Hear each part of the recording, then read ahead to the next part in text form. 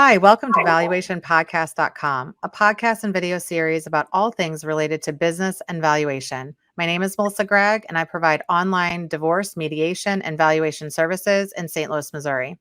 Today, we will discuss the Unimpeachable Rebuttal with Zachary Meyers, a CVA and CPA in Winfield, West Virginia.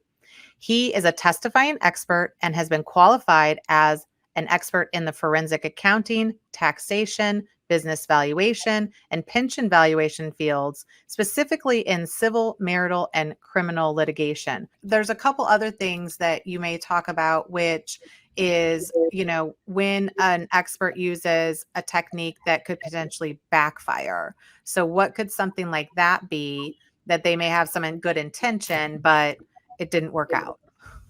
Well, more often than not, sometimes they won't have a good intention. But even when they do have good intentions, it can backfire. Sometimes I've had experts that claim that I failed to use something that only their client can provide, or that their side can provide.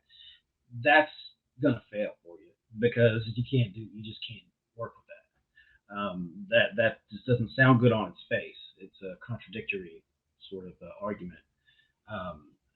It also can come across very badly just to trash someone, to trash their necessarily, especially someone that is qualified and just as qualified as you are. You can make that argument. That's fine, and it happens all the time. But it can backfire. It can also backfire the attorneys. Your own attorney can actually do things that can backfire as well. And so even when you talked about earlier about the cross-examination and the trickery and the sort of trying to antagonize you and get you to do something, sort of strategies. Well, even sometimes your attorney, who is an advocate they have an ethical duty to advocate for their client, and there's nothing wrong with that. That's one of the best things about America. You have that. But even your attorney, who is rendering some direct questions to you, can kind of take it a step too far. You have to kind of tone it back and say, well, no, that's not what I'm saying. I'm here to try to present a neutral, unbiased opinion. That's a little bit beyond what I'm comfortable saying. But what I will say is, this, and this, which are all going to be based on factual things, or my analysis, my opinion, within the realms of what I can speak to. And so you always have to keep that neutral mindset, because it can backfire. And sometimes even just adopting something that an attorney asks you to adopt, that happens all the time, but doesn't make any sense. Mm-hmm. And so you'll get that from time to time, and you'll see in the rebuttals a lot of people shoot themselves in the foot, because they literally say, well, this person uses national data, and that's not specific to the case. They should have used state data, which is clearly something that maybe their attorney who hired them told them to say. And it's like, well, okay, you can hang your hat on that, but I've already thought about that. Mm-hmm. Well, and I think that some of it is also the nuances of the words, right? So recently, I think I was in another testimony, I don't even remember. And they'll always ask you, like, well, you didn't provide all three valuation methods.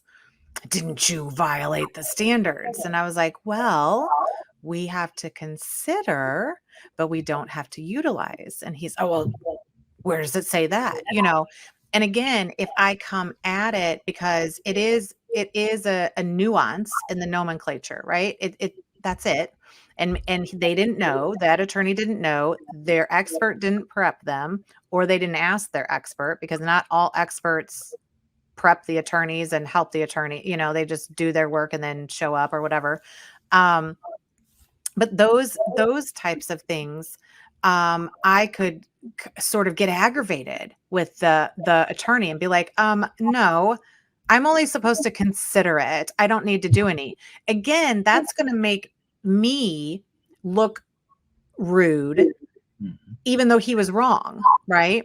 And so there's a way that if I respond like, hey, dumbass, why did you think that? As opposed to like, oh, well, that's easy.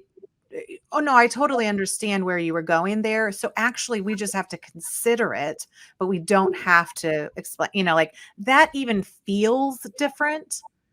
And that's part of being an expert is like, and I think people get frustrated all the time because attorneys get these things confused, but we're still there to educate them, even if they're on the other side sometimes.